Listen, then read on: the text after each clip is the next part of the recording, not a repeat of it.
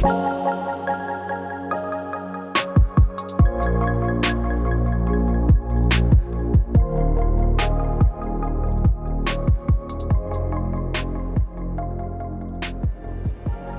everybody, welcome back to Castle Sol Ring. I'm Kurt.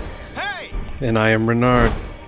And this is the only place where legends of Magic the Gathering and Elden Ring come together in one place. And as always, we're hosting a full double feature.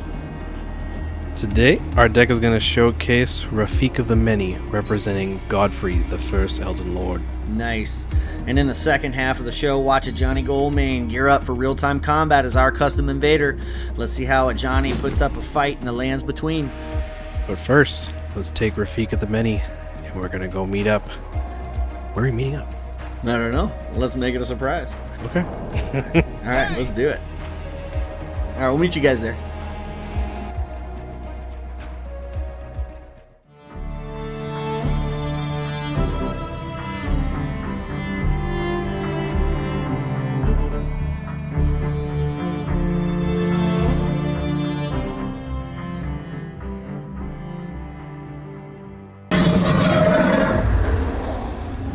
It's been a long while, Morgoth.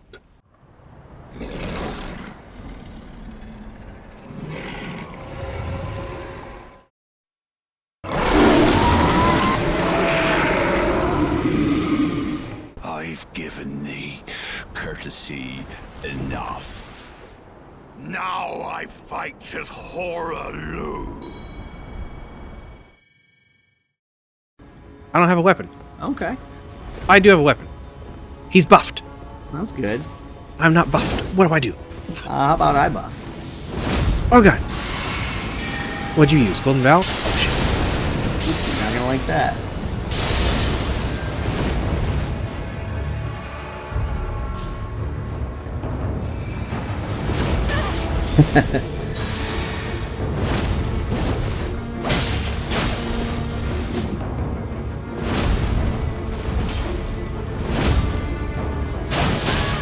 Okay, broke the little shield thing. Watch out.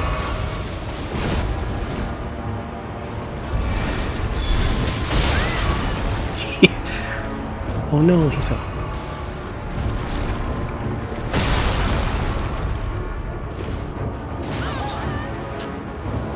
I'm going down there too. My hands are sweaty.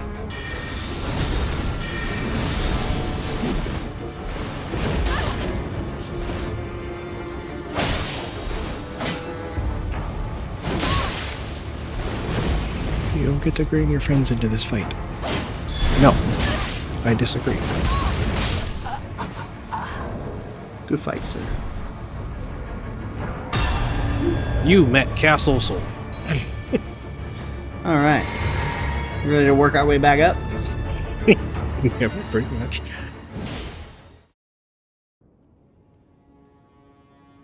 Here we are in the Lendale capital, just hanging out up on the ruins of the old city fortress.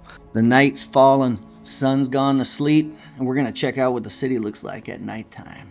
Yes, but for those of you who are afraid of the dark, never fear. The Elden Lord is here. Today we're going to be talking about Godfrey, the first Elden Lord. The first. We're going to be representing Godfrey, who was a very special card for me in Magic, because it was my second commander deck I ever built. It is Rafik of the Many, and I love this card. Bant is a really fun color match for me. You know, I know you love the Grixis and some of the more, evil stuff, but I've always loved the good guys, the double striking, exalted, we're doing this for the greater good, and Rafik of the Many is that guy. He is like the knight of Magic, long time has been. But to explain for those of you who haven't heard of Rafik of the Many, as you said, is Bant, so green, white, and blue. He is a 4-mana 3/3 legendary creature, human knight, and he is, well, I should also say before I forget about it, the card 3/3 has Exalted, which is an older ability, but has seen some reprints as of late. But it's an ability that says whenever a creature you control attacks alone, that creature gets +1/+1 until end of turn. And that triggers for each instance of Exalted on any number of permanents you have on the board. And Rafik has the unique ability that says whenever a creature you control attacks alone, it gains double strike until end of turn. Okay, so I just gotta say, Exalted is one of my favorite mechanics, just period. Probably top 10. But the second piece is a really interesting line where it says, whenever a creature you control attacks, it gets double strike. There's just a million creatures that do these weird, funky things that help you in such toolboxy ways. I think probably just like a safe border to baseline it off of. I mean, if you give any one of your simple blue creatures that hits a player, draws you a card. You give it double strike, you're drawing 2 cards as long as you get through. There's a lot of fun ways, and obviously you can get way more crazy than that. But when we're invaded by Bloody Finger ropes. oh, Would you like a buff? I think I should probably grab a weapon too, huh? Yeah, please, if you don't mind. Would you like some regen on? What did you just buff us with? That was Golden Vow. Oh, Do you want some Blessing of the Erd Tree? sure, actually. All right, here it comes. I don't have. We were recently invaded by another individual, so I'm a little low on my mana. But I have enough to spur us through to the next round. In fact, I'll go ahead and top up my blue juice now. Let's see if we can't find him. Or her. Whoever it is that wants to show us the ropes. Yeah, Oh, I found saw him. something go. Oh, they died. Aw, Ropes. that's a shame. What happened? No. You have our condolences. We will see your soul at Castle Soul. All right, well, let's just keep it going. Okay. So I think we were about to go into the color pie for Rafik of the Many. Correct. Yes. So, representing Godfrey, first Elden Lord. I loved using Bant. The reason I wanted to use this card is because being Elden Lord, the first Elden Lord with Godfrey, he is the iconic character. You could basically say the king of the lands between. And he is just an imposing figure when you do come across him in the game. And being Elden Lord, you have to have a high level of regal dominion, I guess. And he represents that very well, and I feel Rafik does the same thing, even in Rafik's own storyline. Big, buff, burly, and in command. Absolutely. And using the original Rafik art, I love that it has his lion in the background, or Liatao technically for magic purposes, but it visually looks very similar to Godfrey in the game, and having Sarash, the spirit of Sarash, gripping over his shoulder. Yeah, the fact that Rafik has that exact same style, it was just, it's a fun coincidence, but something we get to lean into as we go on, and we'll get more into it. Yeah, it's beautiful. Again, I love this artwork. But so with that, how about we start with green? Let's talk about what do we have here to represent that. Right. So I mean, like as we've said before, green is the base principle of green is all about big creatures, might makes right. Godfrey himself is a big dude. He's very powerful, and will fight with a sheer ferocity that embodies green, and using buffs. And Rafik also, just when he attacks alone, which to be Elden Lord, you need to be exalted to that position. Big boys trample over. Yes. And so the addition of double strike, Godfrey swings and attacks multiple times. So it's very fitting. We'll find some nasty little pieces here to put together. Yes, for sure. This is a very fun build overall. The white is again kind of a call to the exaltedness and the regality of being Elden Lord. Yeah, it's pretty straightforward. It's a holy on holy, and they're both white across both Elden Ring and Magic, so it's an easy lineup. Yeah. And Godfrey is pretty well beloved by everybody. Yeah, the first Elden Lord. Yeah, there's not really a lot of, I can't find any bad lore about him or people hating him necessarily. I mean, he led armies. He was feared and respected by his own peers and family at the same time. Like, it's great. So then that leaves us with blue. Blue, yeah. So the blue is very interesting, which we'll come to a little bit later, I guess, also as a reason why. But the blue I liked using to represent, one, blue is about knowledge and sharing with white, a creation of order. So really this is more of an Azorius pull rather than a specific blue, because there is no real magic being used when you fight Godfrey. He's not like any sort of intelligence-based magical user. He's just all sheer might. But by the grace of him no longer being the sort of barbaric warrior general that he was and becoming Elden Lord, there is, you can imagine, a pretty decent amount of knowledge that would have probably been you're bestowed. going to expect kingly behavior. And Yeah. I mean, you're going to need the smarts to run a kingdom, especially the Lindell City, right? yeah. And I mean, he does have obviously a lot of battle knowledge, as he was essentially never really defeated. Yeah, I think that's what Blue really translates into the best here is it takes like wisdom and intelligence of the battlefield, and that's how we show it through Rafik. Exactly. So that's why we like using Rafik as the representation of Godfrey. But diving a bit more into it. Now this is going to be our first card for the deck, right? Yes, the first of the showcase cards that kind of give us our flavor. So we got Miri, Weatherlight Duelist. Yes, and I know you love Celestia. So here we have a 3-mana, 3/2 cat warrior in green and white colors. Has first strike, and it says whenever Miri, Weatherlight Duelist attacks, each opponent can't block with more than one creature this combat. Yeah, and to say the second line real quick, as long as it's tapped, no more than one creature can attack you each combat. So we're essentially doing combat control. Yes, it's basically putting a dueling, obviously, with the name Duelist, but yeah. You want a one-on-one thing. So I liked using Miri to represent Nefeli Lu in Elden Ring. As Nefeli Lu. Now that being our barbarian friend. Yes. In what is it, the castle, in Godric's castle. Yeah, it's the first time that you'll probably come across her in the game. And I mean, Nefeli is just somebody who is a one-on-one kind of fighting warrior. She's obviously striving to not give away too many spoilers in Elden Ring base, but she gets exalted to a specific role eventually. Yeah, I guess you could say that. Yeah, and there's a bit of a family bloodline possible. Nothing official. Oh, with the old Lu name tag, huh? Yes, because Godfrey did go by a different name at one point as Horalu. And so obviously being Nefeli Lu, we're led to believe that there could be some sort of relation. But Miri as her is a lot of fun because she is a bit of a barbaric strategy type, and that's really where Nefeli Lu is at. She's trying to seek revenge, and she wants to take care of Limgrave. Yeah. And Miri is kind of our same good guy attitude. Yeah, you know, I don't know that people have many bad things to say about Miri overall in Magic's lore. There is a reason, I guess, later on with some vampirism, but either way. Anyway, that's a really good card for Nefeli Lu. Yes. The next one, I didn't even know this was a Magic card until I discovered it, and it couldn't have been more perfect. So, representing Serash as Phantom Nishoba.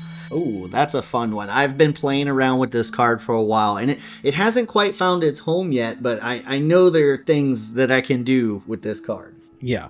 So another Celestia card, 7 mana, 5 generic, and a 1 white, 1 green, for a cat beast spirit, which couldn't have been more on the nose for Serash.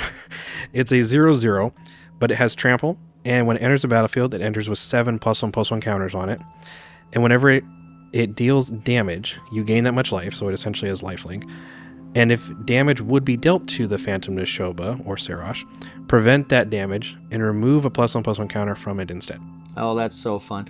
I just had it in a Sovereign Oki Neck deck, and it got cut, but I think it fits better here for this. I like what you did with Serash. Yeah, and so, I mean, in the deck with Godfrey leading as your commander, if you have this thing down just bare bones, you've got a 7/7 Trampler.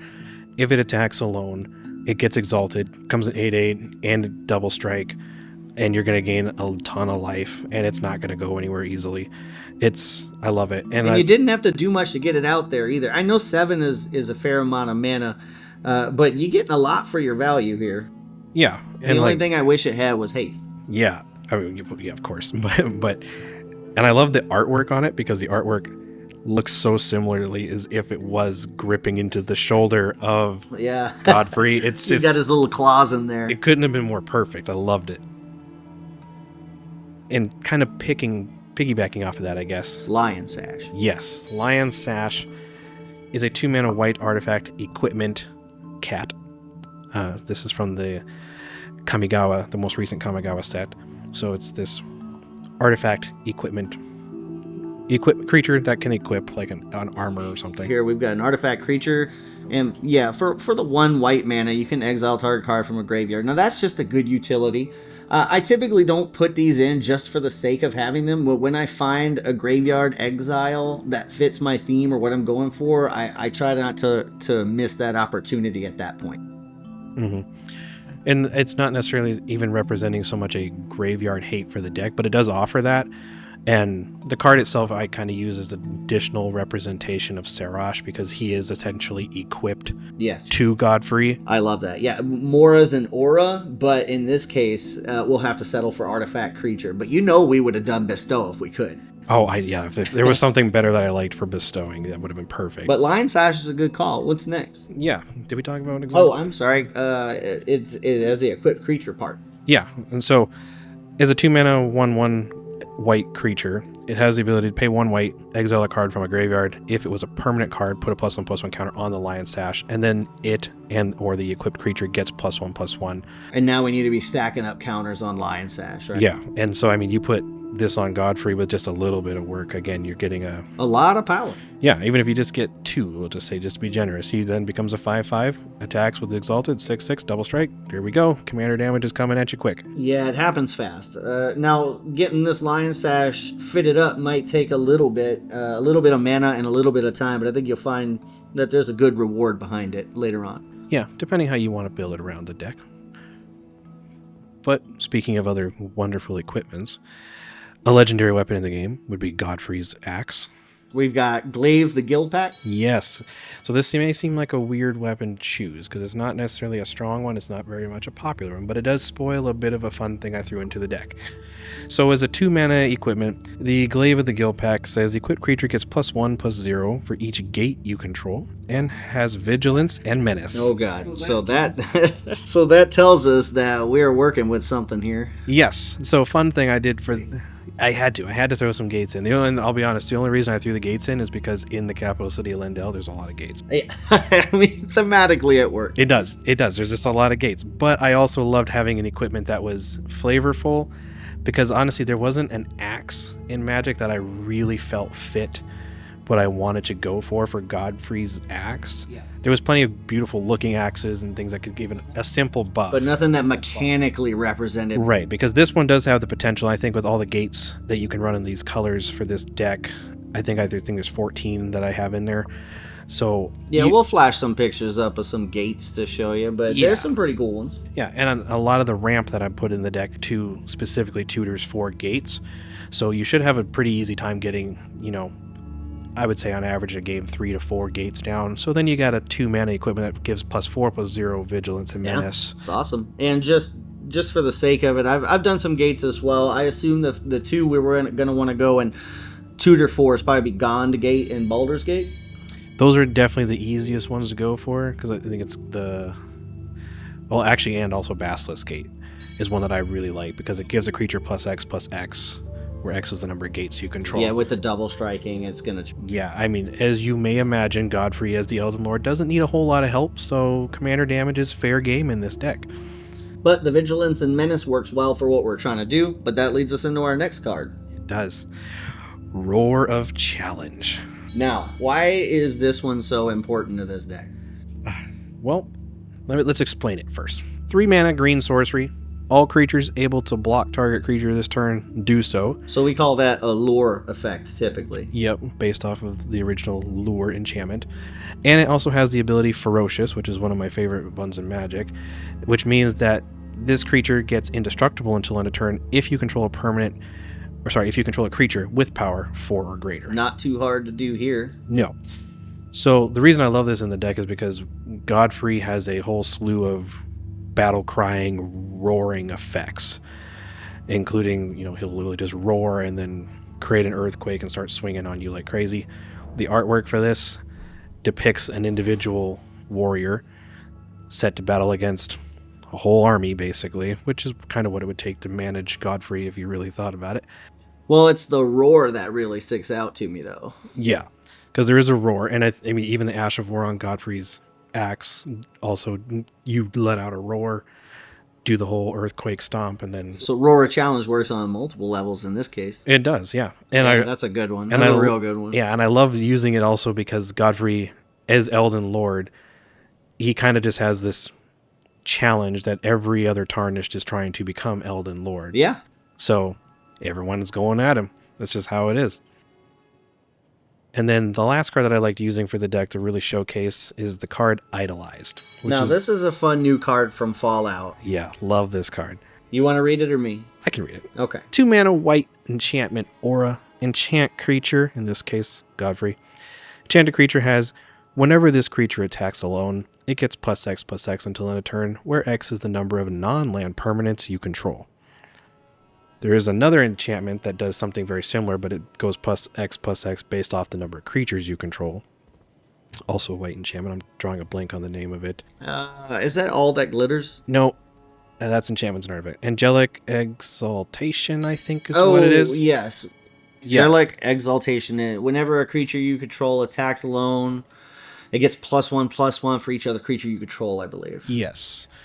But I liked Idolized because, as we mentioned, Godfrey as Elden Lord is idolized by many people throughout the Lands Between, including members of his own family, specifically. He's the first Elden Lord. Yeah, specifically one of my favorite guys, Godric the Grafted, idolized Godfrey so much so that he literally modeled his axe after Godfrey's. And, I mean, there's really not much more to be said. It creates...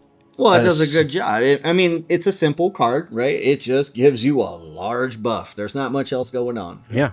And that's what I loved about it. And I figured it was just a perfect inclusion. So we know Godfrey is the first Elden Lord, and he fights you when you're on your way to taking down America and the Elden Ring and all that inside the tree. Now, being the first Lord, he's very official and regal, and his name is Godfrey. But halfway through the fight, he goes by a new name. Yes. And I think it would be unjust for us to think this deck is simply going to be Godfrey. Okay, so how about, what do you say, we cut it here? We have to talk about the warrior, Horalu.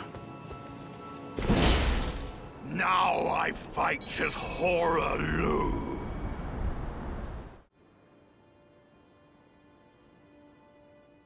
Marisi representing Horalu, the barbaric half. We lose blue, we gain red, and now we're in Naya. And now we're making this right with our fists, not our swords. So, there's a lot of fun things to take in with this card, but first, let's just read it. Marisi, Breaker of the Coil, 4 mana, 5/4, in the Naya colors, so red, green, and white. You get a legendary Cat Warrior, and it says, your opponents can't cast spells during combat, and whenever a creature you control deals combat damage to a player, goad each creature that player controls. Oh, goad, one of my favorite mechanics. I know. And again, it's a 5/4. So, there's so many fun things to take in with this card. Well, for one, he's a big old cat. But for two, what I like to see is the ferocity in throwing those fists to fix problems. Yes, because once you actually get to that point in the fight with Godfrey... We've thrown away our nobility. We've thrown away our intelligence, right? We've gone raw. We've gone wild. He kills Sarash, unleashing his entire rage, and just becomes a This force of barbaric nature, yeah. beast.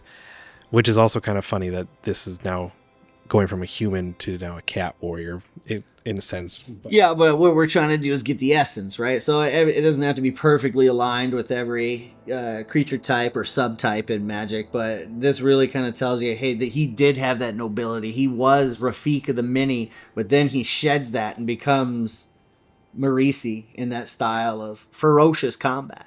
Yes. And in Elden Ring lore,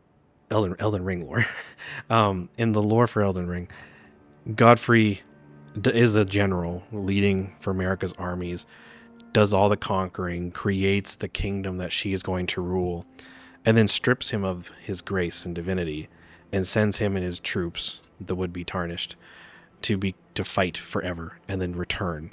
And it's at that point that he takes the name Horalu for conquering all these barbaric tribes and becoming the violent warrior that he becomes. But then upon return needs to quell that bloodlust, enter Sarash to contain it. Yeah. Which I didn't know excuse me, I didn't know that when you fight Godfrey in the game, the artwork actually changes for Sarash, and you see him biting into Godfrey in game to control the rage. Oh wow.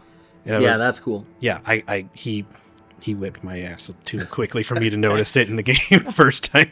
So I was like, okay, well, it's a neat touch on the back end. All right, so that's we're invaded by Bloody Finger Clutch, eh? Oh, what was that, Golden Vow? Indeed. Okay, cool. May have been slightly premature because we don't. Oh, he's right down there. This is a Squatting. He has no weapons in hand. hey. Oh man, what's he doing? Okay, let's just make high. He's naked. Hey! This poor man. We need to get him some clothes. Hey! Casual greeting. Go. Oh, Does he want us to follow? I don't know. Let's do it. We're crouched. All right. Well, Clutch, you are in the presence of Castle Soul. And I'm not sure he wants to fight. I don't know. Does he want like a fisticuffs? Let's fight. I'll go fisticuffs for a sec. Okay. And what you got? Hey, come on. Come on, bud. Hey, fight. Yeah, come on, fight. No, don't punch. Oh yeah, you're probably right. That is the point of this. I don't know what to do to make him fight. Oh, okay. Backstab it is. Why did that do no damage? Oh, you didn't have a weapon on, did you? No, it's just all fist. It's all fist here. I really have no idea what. I'm not sure what to do here. I feel like we're in the midst of Crocodile Dundee. We're in the wild. The rare animal, the Clutch. Naked, bloodied, bruised. Unsure as the opponents circle around to find out what is going on here. Should we kill him? I mean, I've done my part punching. You go ahead and give it a shot. See what happens. What? Oh, did he just die? Okay, let's go do our show. Let's go do our show. How's that sound? Okay. If he dons armor, then we will engage in combat. Okay. We'll be right here. We can keep an eye. Okay. I can't even climb this damn rock now. Oh god, this is the worst. Okay, so we have a friend who does not seem to want to fight. So let us just continue. He's just coming in clutch. Did he just die? Oh shit. Aww. Okay, well, that was an invasion. I don't know what to make of what we just witnessed. My goodness. But I've got my flail. So, Come back next time with a weapon.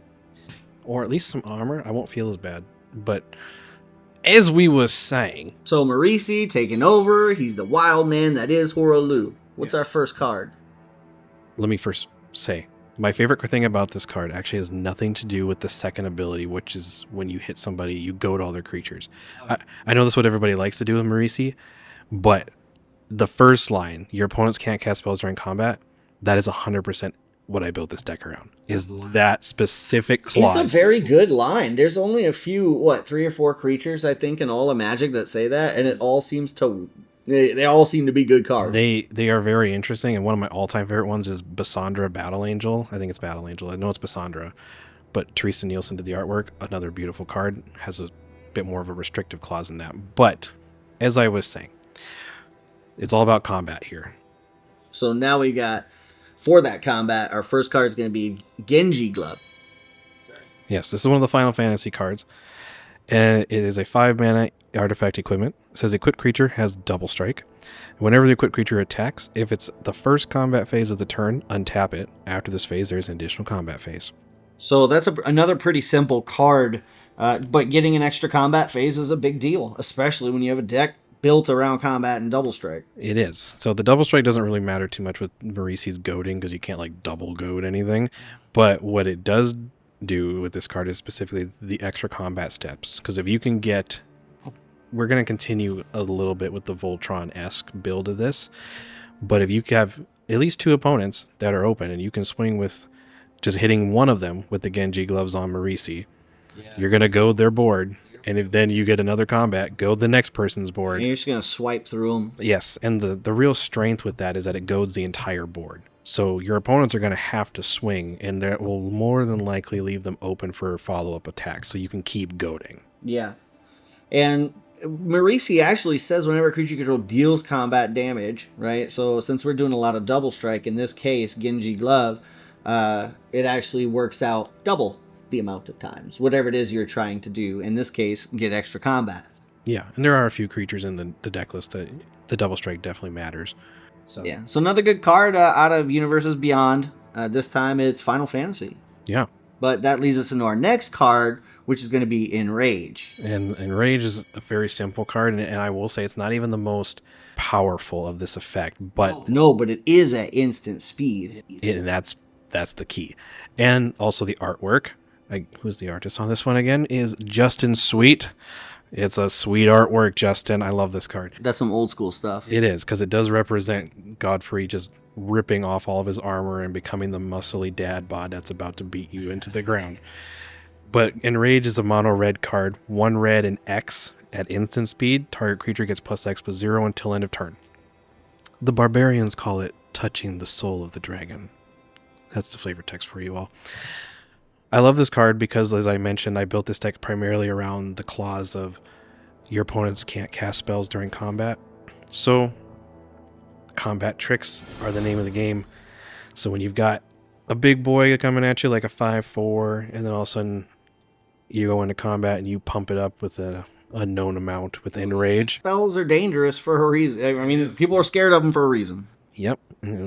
1 blue mana, you expect a counterspell. 1 green mana, you expect either a fog or something to get big. That's what it is. Yeah, this is really good. Not only does it work for, again, our theme, but Enrage to show that, wow, Beastman attitude. Yes. But with that, Outrage is not our only card for that, right? Or Enrage. We have Out Muscle. I love this card too.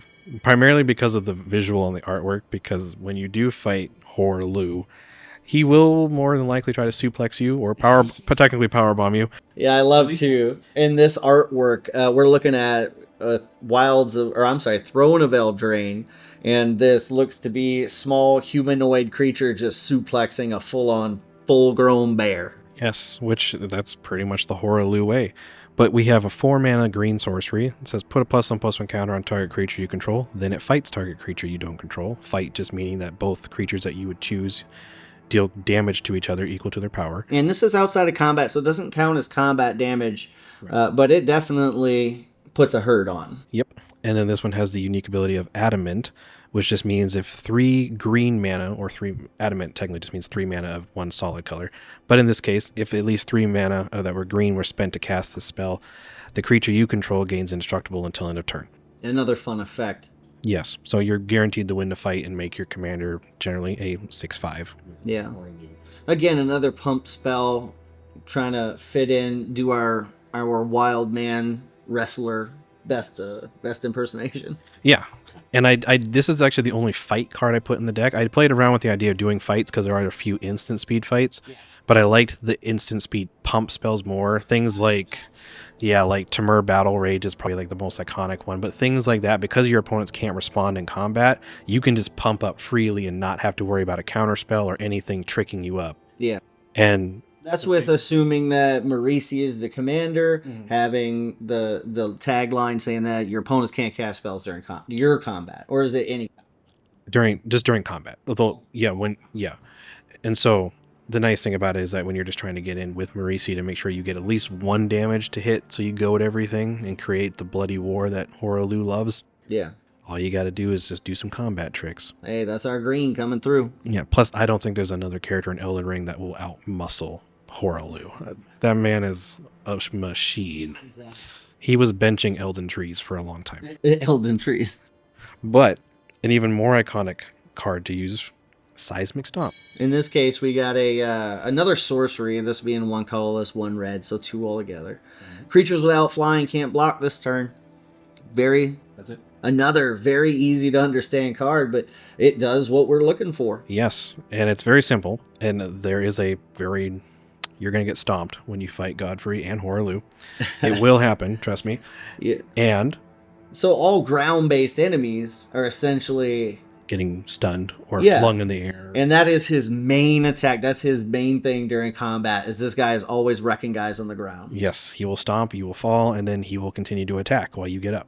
And this is exactly the perfect representation in Magic, is you will seismic stomp. Seismic stomp. Yep. Opponent's ground creatures can't block, which most creatures are going to be on the ground in Magic.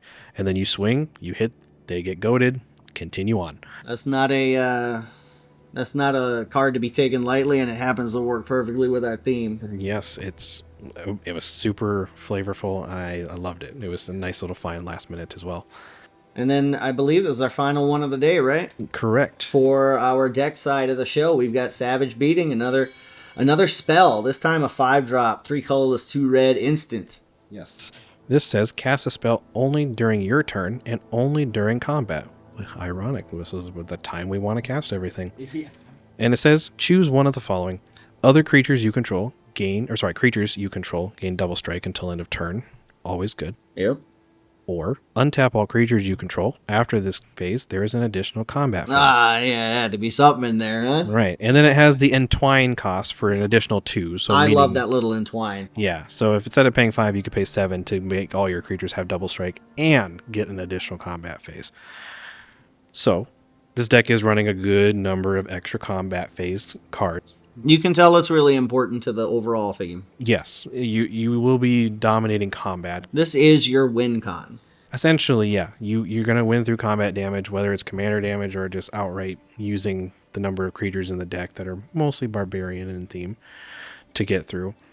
And I love the artwork for Savage Beating because it does kind of look like what happens when Horalu comes at you. Yeah, swinging fist. He raises his hands up and you better get ready. And the other thing I liked about it too is, especially when I first played through Elden Ring, I was a spellcaster primarily. So you don't get a whole lot of options or time to cast a lot of spells against Godfrey or Horalu. He's big, he's fast, and he swings a lot. So having the instant speed tricks where you're just pumping him up, or in this case pumping Marisi up during combat and just going at your opponents over and over and goading constantly, creates a lot of pressure. So like even as myself as a spellcaster in Elden Ring, if you're playing very few creatures or even if you're playing no creatures, if you want to get really dangerous in Magic and you have to sit across the table from a Marisi, there's a lot of goading going around. You better be ready to block. That's why I like goat so much, is because it's a form of control. But while we're playing the game, as we're going through and progressing, you get to cause that confusion, that disruption, as well as you're moving the game along. Yeah. And I like that about that concept as a whole. Yeah. But that's the fun little surprise twist. Because, like I said, Godfrey, First Elden Lord, is a man of 2 different pasts, you know? I love it. We've got 2 sides to him, right? We started with Rafika the Many. Halfway through, we ripped our shirts off and we went wild. We turned into Horalu, and we represented it with Rafika the Many and Marisi. One and the same. All one and the same, thanks to Elden Ring. Yes. All right, that's cool. Well, being done with the deck side, that means we get to move over to a little more action combat. Let's go check out Ajani Goldmane. Let's do it. Let's go see some action.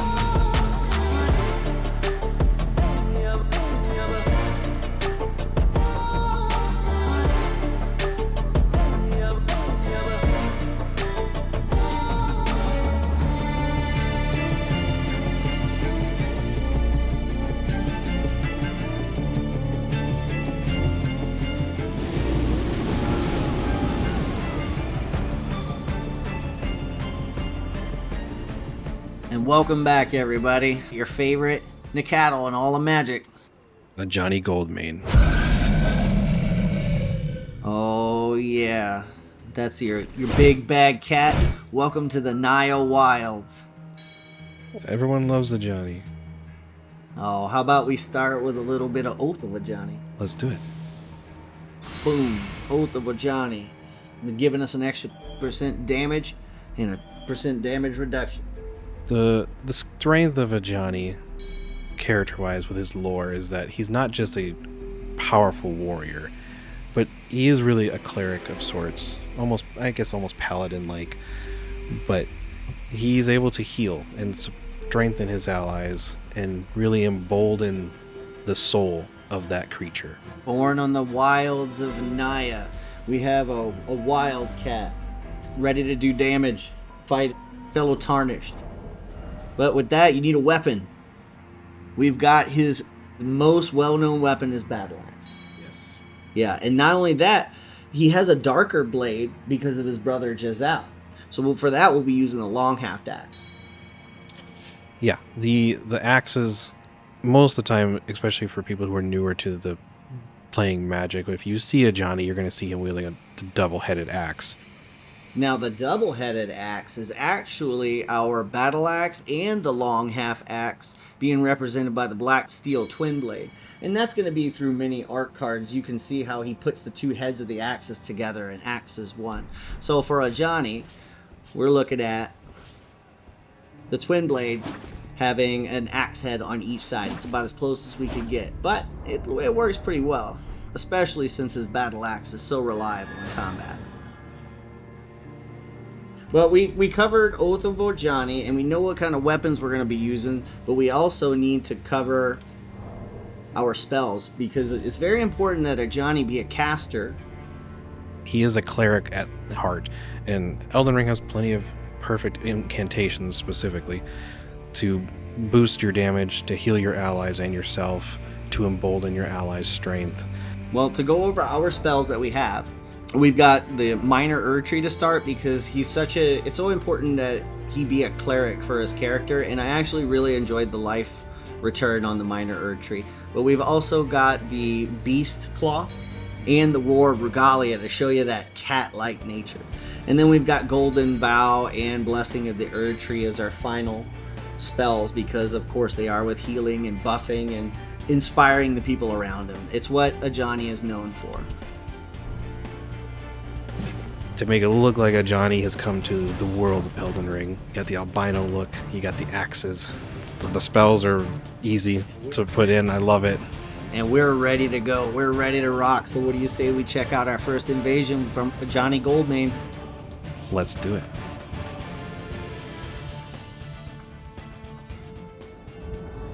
Here we are on the gravesite plain, and it looks like Ajani will take his first invasion out on the hunt.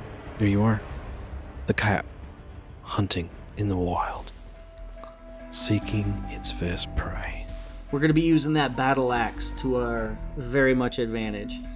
Yes, this is like fledgling Ajani, when he was just a wee cat in the pride. Learning how to prowl in the wilds. Yes. And I do love this area. I mean, all of the DLC for Elden Ring is beautiful to look at. Yeah. And this particular one, I love the way these fields look, because it actually kind of looks like the wild. Yeah, it does add a nice touch to it, everything aesthetically. Another Oath of Ajani. Okay, we're moving in now. We could see that there were two. We saw a blue and something else, it looked like.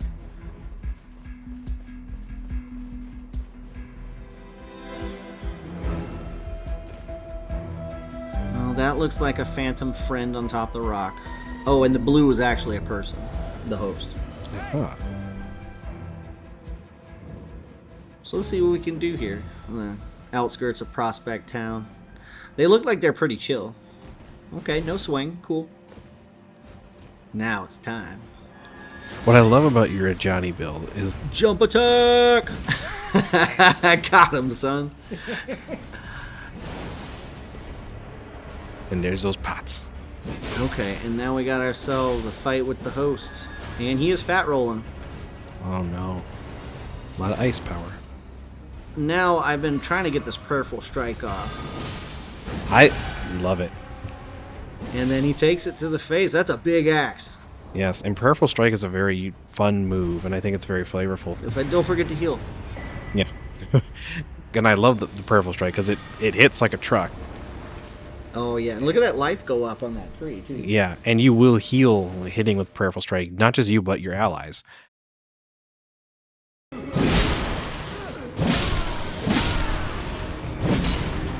Invaded.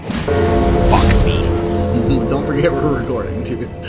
Oh, he's coming to you. No, wait, what am I looking at? Hey! Oh, yeah, he's right behind you. Yeah, he's waving hey. Hey! Hey. Hey! Do you think I can get behind him and stab him? Wait, who are you? Oh, okay. Alright. Alright, you ready? Well, I guess we'll have to give him the old 1-2.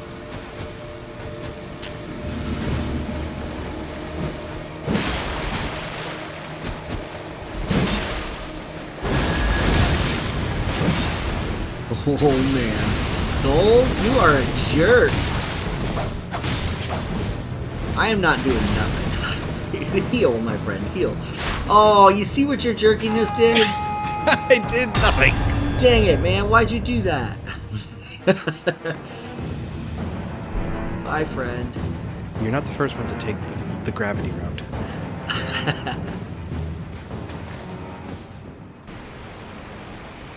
One of the things I love about this Ajani build is that it's simple. It's a very simple build. You wear some pretty decent armor, you attack some holy, you juice on, you heal yourself, and you keep swinging your axe. Yeah. Nothing fancy, just kind of barbaric, which is exactly how Ajani started out.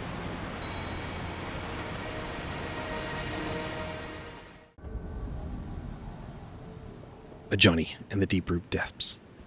Yeah, we've been here before. Oath of Ajani.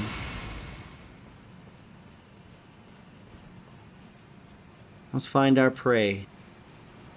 And I think this is a nice one to showcase the simplicity of the build, where it's just wear some decent armor, swing your axe, heal yourself a little bit, do it the old barbarian way, with a little bit of heal. It's a fun play style for sure, and the holy damage we're gonna be trying to pull out with the Sacred Blade later. It's gonna give us an edge. Yeah, because Holy doesn't do anything flashy with PvP, but it does just tack on more damage, which you can't go wrong with that. Let's have a good fight with Redmane Skylax. What a way to start it. That's some serious damage. Yeah, and that sword is deceptively long and does a good amount of damage. That being the Queen's Line sword, right? Yeah, whatever it's Queenly or Quinn, whatever the name was of that person. So we also got that Ghost Flame sword as well.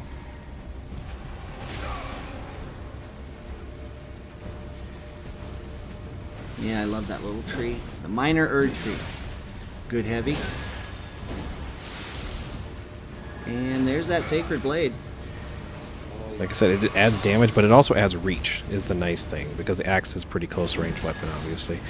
But that little and it's a quick Ash of War. Yeah, there it is again, though. It looks like kind of like he's crouching down for a heavy or about to swing with an R1 light. Mm-hmm. And then all of a sudden you just alight the blade and swing away. That was close. And he's gonna heal. Fat rolling though. See if we can keep the pressure on. There it is. Oh, Got him. the hunting lion. Yeah. We'll heal. Let's get it back. There's our Chansey. A little cat roar. Ooh, he's rocking the Sacred Blade as well. And there's a charged heavy. And he got us with that crouch boat. Yeah, like I said, the reach on that sword is very deadly. And we're both fighting holy. And don't discount these fast heavies out of these axes. Mm-hmm. This is a fight. Oh, man. The poke. That was good. Great fight, Skylax. Hell yeah. I love it. He's just a heavy fire knight with a holy sword. Going off to do his business in the world. Good luck. Save those souls. Yeah, good luck with your business.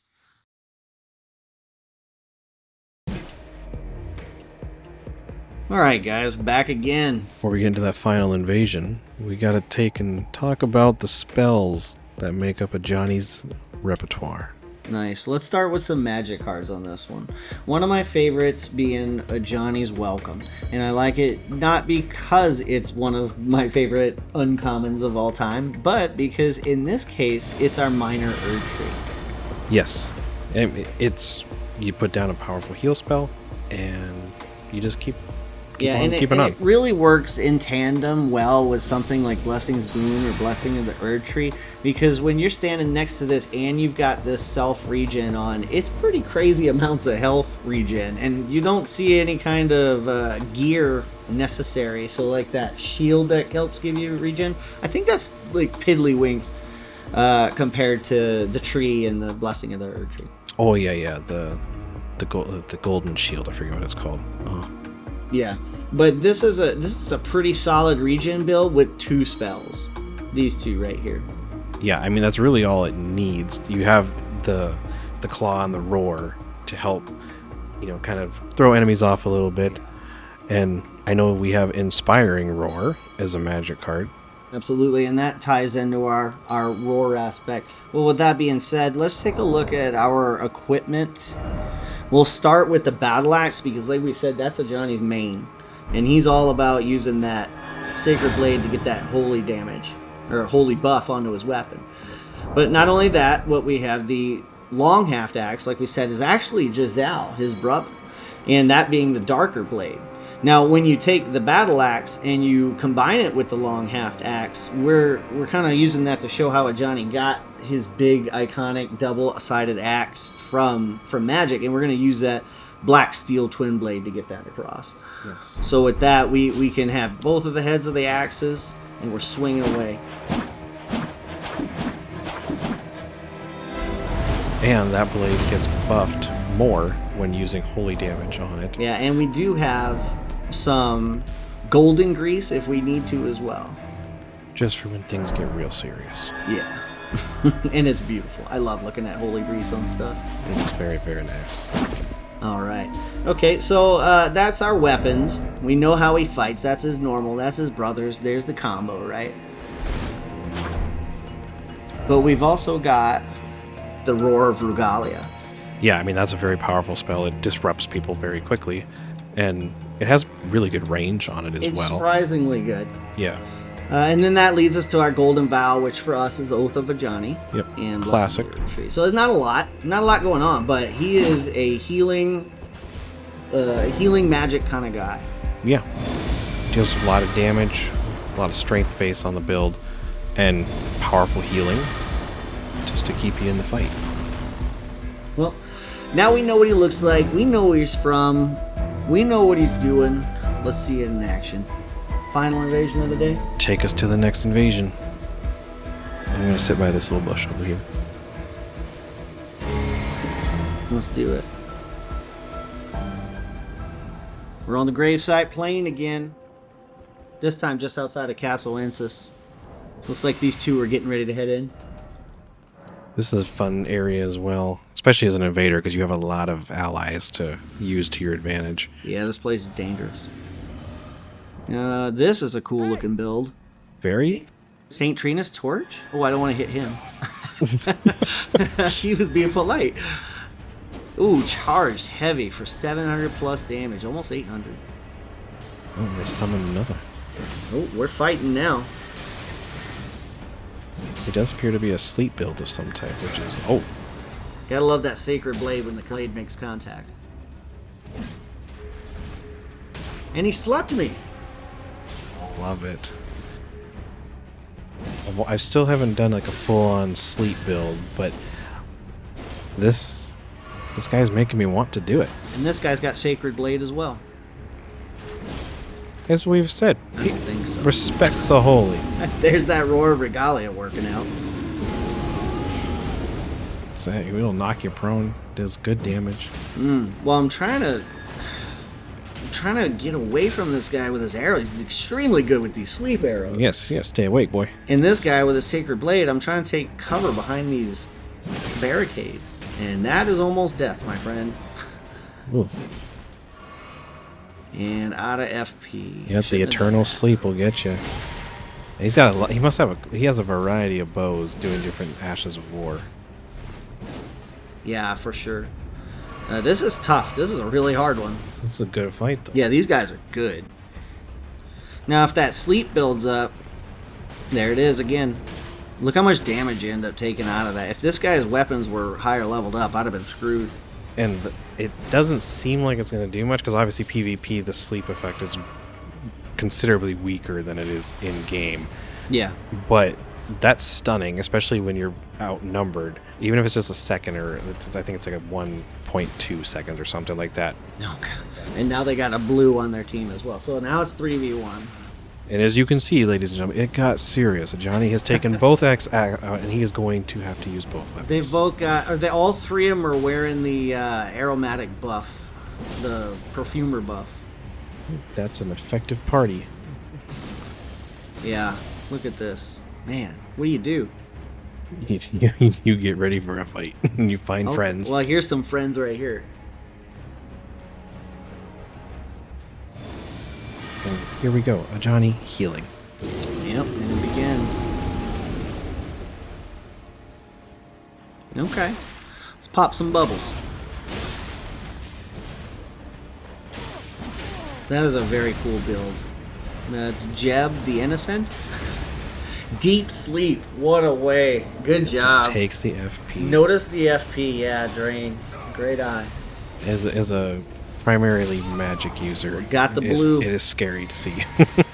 Look at them putting all those things to sleep. And then they're healing right here around the corner. They're learning from Ajani. All right, let's run down. See what we can't get here. We're going to get somebody. Come on. Let me solo her and Jeb. I love your name too, Jeb. And put me to sleep.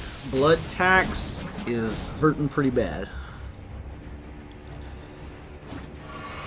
It's a very effective build that they have. Yeah, it's working out well. And a dog has come to help. And I think that's what we need. Ooh, we're chasing. Chase down with the blades. The hunt is on. Got him. Oh, good fight, good fight. Next one. And of course, he's got the trick ring on. This ranger, man. The ranger of sleep. Hear a Johnny roar. Well done, well done. That was a beautiful Yeah, fight. great fight. Ooh, back at Castle Soul Ring. Gotta be back home. In the warm steeple. Well, we spent a lot of time out in the Gravesite Plain today. Yeah, in the Rao ruins in the capital city of Lendell. But there's no place like Castle Soul. Well, that's in the end of another day. We did both Godfrey and Ajani. And Horalu. And Horalu. Godfrey Horalu being the same guy twice over. Yeah, and I had a lot of fun building the decks. It was fun to go back to Rafik. It was fun to do Marisi. But as usual, I mean, if you guys have any input on how you would have designed them better, if you feel there's a better commander to represent Godfrey and or Horalu. Yeah, we're excited to hear about your thoughts too. Leave them in the comments. Tell us what's up. Yeah, like we're open to different input, so share us your thoughts. Oh yeah. And if you like the invasions, feel free to check out our channel. We've got a lot more on there. We've got a playlist of sorts set up. You can see like a Spellblade build or Kurtstrom here, mini invasions as well. Go check them out on the Invader playlist. Yeah, and if you like the Ajani build, there's plenty more Ajani invasions on there, so you can get a real good feel if you like the idea of a holy tank type build that just likes to swing an axe but has some healthy healing abilities to keep you and your teammates alive. That's the place to be. Absolutely. All right. Well, I guess we'll see you guys next time when we untap at Castle Soul Ring. See you guys later.